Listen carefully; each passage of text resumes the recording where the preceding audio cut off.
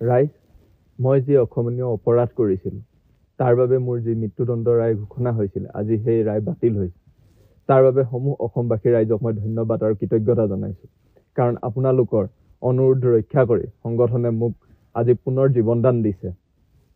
সেয়েহে মই সংগঠনৰ লগত আপোনালোকৰ ওচৰত মই চিৰ ঋণী হৈ ৰ'ম। আৰু মোৰ এই যি জীৱনদান, এই দানৰ প্ৰতিদান স্বৰূপে মই সমূহ অসমবাসী আৰু সংগঠনৰ কাৰণে মোৰ শেষ উশাহ থকালৈকে সংগঠনৰ স্বাৰ্থত, জাতিৰ স্বাৰ্থত আৰু দেশ মাতৃৰ সেৱাৰ কাৰণে মই নিজকে উৎসৰ্গা কৰি যাম। আমাক প্ৰশিক্ষণৰ সময়ত অসম আৰক্ষীয়ে যি ধৰণে সংগঠনৰ বিৰুদ্ধে কথা কৈ আমাৰ ব্ৰেইন ৱাছ কৰিছিল, ইয়াত আহি দেখা পালোঁ সেই সকলোবোৰ কথা সম্পূৰ্ণ ওলোটা।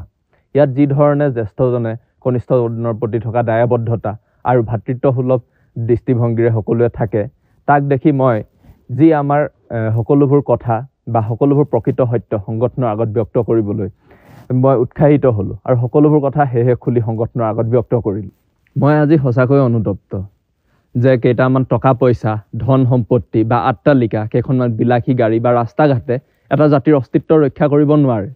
এটা জাতিৰ অস্তিত্ব ৰক্ষা কৰিবলৈ হ'লে প্ৰকৃততে লাগিব জাতীয় চেতনাবোধ, দেশপ্ৰেম, তেতিয়াহে এটা জাতিৰ অস্তিত্ব জীয়াই থাকিব।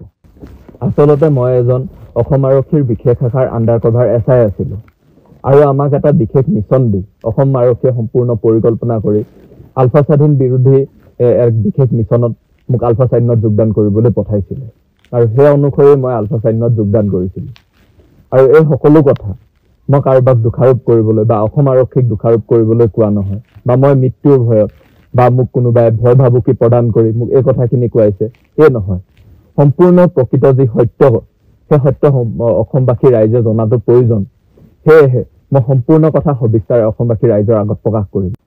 আমাৰ দৰে একাংশ যুৱ প্ৰজন্মক এচাম অসম আৰক্ষীৰ উচ্চ পৰ্যায়ৰ বিষয়াই যেনেধৰণে টকা পইচা আৰু ক্ষমতাৰ প্ৰলোভন দেখুৱায়, এনেধৰণৰ জাতিদ্ৰোহী কামৰ বাবে নিয়োগ কৰে, সেইসকলক মই ক'ব বিচাৰিছোঁ, তোমালোকে এনেধৰণৰ জাতিদ্ৰোহী কামৰ পৰা বিৰত থাকা।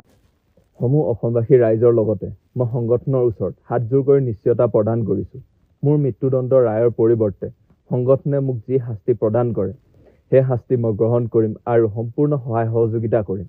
আৰু মোৰ ক্ষেত্ৰত যদি এনে ভুলৰ পুনৰাবৃত্তি হয়, তেনেহ'লে সংগঠনৰ সংবিধান মতে মোক যি শাস্তি প্ৰদান কৰে, সেই শাস্তি মই বিনা প্ৰতিবাদে গ্ৰহণ কৰিম।